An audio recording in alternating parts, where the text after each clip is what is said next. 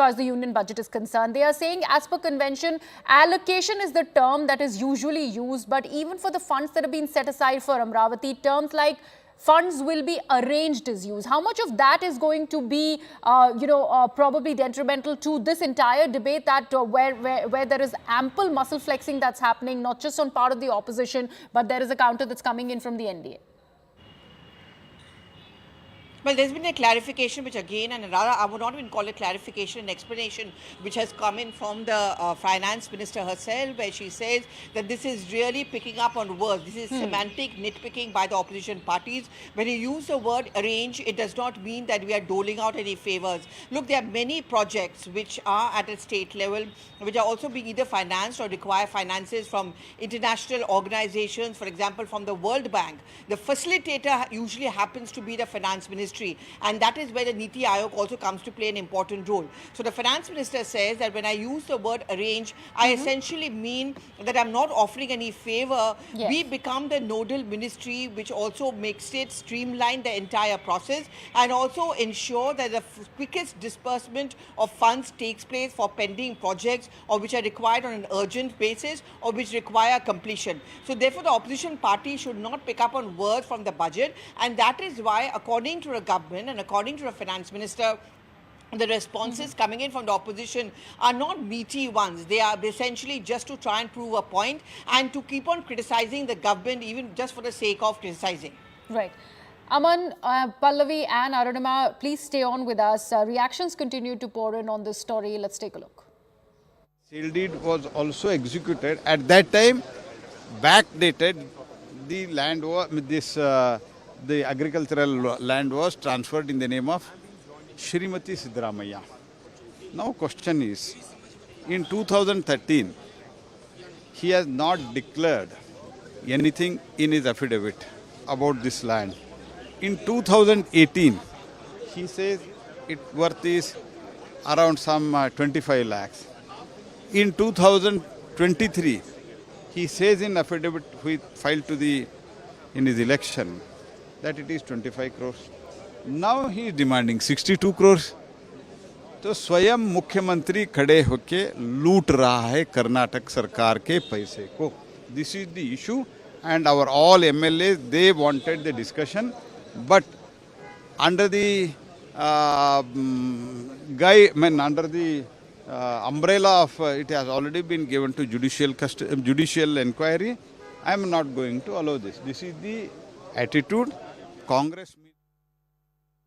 खरगे जी दक्षिण से आते हैं, कर्नाटक राज्य से आते हैं. अम्मा शब्द वहाँ पे तो हर भद्र महिला के लिए कहा जाता है जिसको आप सम्मान देते हैं, तो सम्मानित महसूस करना चाहिए निर्मला जी को. माता जी अम्मा का ट्रांसलेशन ही तो है. खैर, मैं उस पर नहीं पढ़ता, पर खरगे जी कल जो सारे देश की भावना है उसका प्रकटीकरण कर रहे थे. क्या मिला है किसी को? एक दो राज्यों को, वो आपकी मजबूरी है सरकार बचाने के लिए, उन्हीं के बैसाखियों पे बैसाखी छीन लेंगे, आप भड़ाम से गिर जाएंगे. तो खरगे जी ने सांकेतिक रूप से वही इशारा किया. उन्होंने Pallavi and Aman, my colleagues, continue to be with us on the broadcast. Pallavi, it's the nitpicking is not just on part of the opposition. There has been a counter-offensive that's been launched by NDA as well. We just heard Pramod Tiwari's reaction on what Mr. Mallikarjun Kharge had said while he was addressing the finance minister. How much of a furor is that still generating? Well, I mean, every time the Congress party starts attacking the BJP, this has been a common complaint coming in from many of the ministers. Also, say from the finance minister herself, where she on multiple platforms has said, I'm given labels, I'm called arrogant, there are sexist comments which often come in from the Congress leaders and even those who hold a very high position.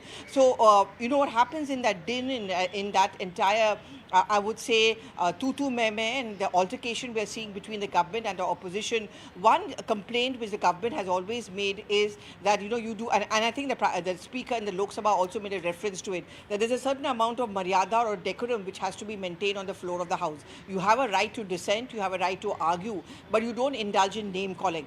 But again, the opposition parties, particularly the Congress party, says, and Rahul Gandhi also made the point, that you are no one to try and show the mirror to us, because look at your track record. There are times when the Prime Minister has used derogatory words for, say, Sonia Gandhi or for Rahul Gandhi, even for the former Prime Minister, Dr. Manmohan Singh. Now, neither side is going to accept, neither side is going to be placated or convinced, and the budget clearly has now become the bone of contention between the two sides, and all the more so because there are elections which are going to happen, and they're key critical elections, and it's a belligerent opposition where they think that they have cowed down the BJP. Right.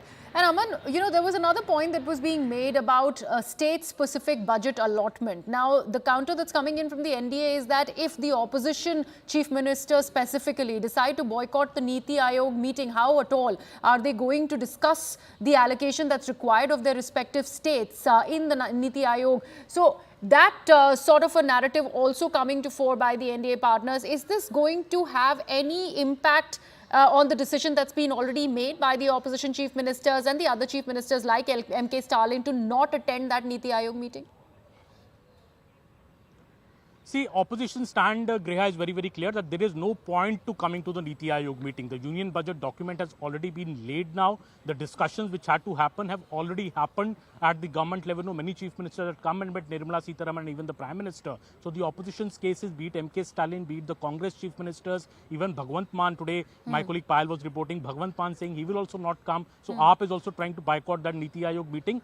The opposition wants to put up a united front that, look, you have been partial to us. This is the budget which is discriminatory, and hence we do not see any point participating in the Niti Aayog meeting. In fact, TMC yesterday saying that so much money is owed to the TMC by the central government. Why doesn't that money is first given to us? That money, they have been asking for a white paper, in fact, on that. So the opposition stand is very clear. The government says that Niti Aayog meeting is an important meeting. There is the Prime Minister there. You can always come and complain to him, place your demands before him. But opposition, I think, is in no mood to listen to it, because especially they're saying that, why the mention of only 2 states in the budget speech? Why not other states? Some states, opposition says, have overwhelmingly voted for the BJP as well. So I think that is the real debate, and that is the real bother for the BJP, especially states like Maharashtra, Haryana, Jharkhand and Delhi, where the opposition leaders seem to be more and more aggressive on what this budget has done in terms of giving little or very less to these particular poll-bound states. Absolutely. In fact, I request you, Aman, and also Pallavi, to stay on with us. More reactions. We begin with Piyush Goyal's response to this entire controversy that's associated with Budget 2024.